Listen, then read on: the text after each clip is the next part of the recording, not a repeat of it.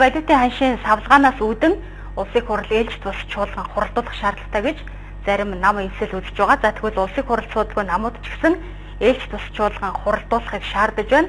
Харин зарим улсыг хурлын гишүүдийн зүгээс ээлж тус чуулган хуралдуулах шаардлага байхгүй гэж үзэж байгаа юм а. Улсыг хурал суудалтай нам эвслүүдийн зүгээс өмнөд хой төршин төрийн тэргүүнүүд айлчилж байгаатай холбогдуулан элдв талцал эдийн засгийн хүндрлийн тухай хэлцлийг хэсэг хугацаанд хойш тавихыг уриалсан. Хэлсэн ярьсан үгэндээ орж сүүлийн 2-7 хоног улс төрийн амьдрал намжин байна. За гэхдээ жижиг намууд эвсэж улсыг хурал яаралтай хуралдахыг эдийн засгийг хүндрэлүүд болоод ерөнхий сайдын 20 ангид зөвлөгөө иргэсэн асуудлаар шалтгаалan шаардж байгаа. За шудраг ус эвслийн бүлгийн дарга хувь гишүүний хувьд ээлж тус чуулган хуралдах шаардлага байхгүй гэж үзэж байна. За улсыг хурлын даргатай нам эвслийн бүлгийн дарга нар уулзаж намрын чуулганаар аль хуулийн төсөл асуудлыг өртөн хэлцэх жагсаалтын талаар санал солилцжээ.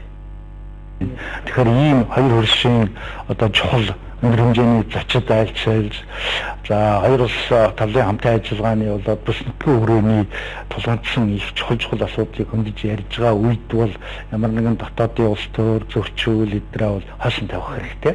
Энэ бол одоо цагнаараа биш юм. Ер нь бол энэ эдийн засгийн тодорхой хөндөрлөө, төсвийн орлогын дасалдаал энэ дээр бол улсын хурал ноцтой хандах ёстой. Энэ үднээс магадгүй одоо 9 сарын 2 дугаар хагас руу юм уу? Одоо аль нэг үед нь улсын хурлын дарга дээр бид нар зөвлөлдөх болно.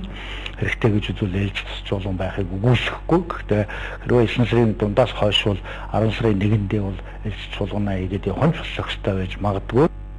Хоёр хөршийн төрийн тэргүүний айлчлалуудаас үүдэн ээлж тус чуулган хуралдахгүй, харин түүний дараа хуралдах хэсэг яриа сөхөгдөж болох юм гэдэг байр суурийг илэрхийлж байгаамаа.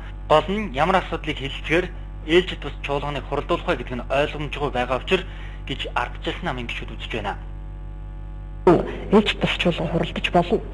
Гэхдээ тодорхой одоо хэлцэх асуудал тодорхой тийм ээ. Асуудал шийдэхээр бол хуралдана гэхээс биш. Тийм бэлтгэл хангагдаагүй байхад хуралдахын тулд хуралдах бол тийм чухал биш л дээ.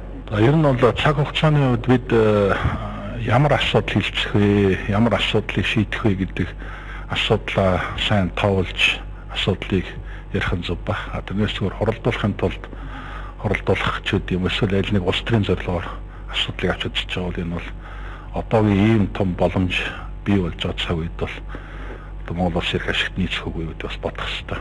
Тэгэхээр энийг бол бид маш сайн тооцож үзэх хэрэгтэй. Намрын чуулган 10 дугаар сарын 1-нд нээлттэй хийх хуулийн хугацаатай. За тиймээс 9 дугаар сарын дондор ээлж тус чуулганыг хуралдуулах нь илүү ажил болно гэж үзэх гишүүд цөөнг байна.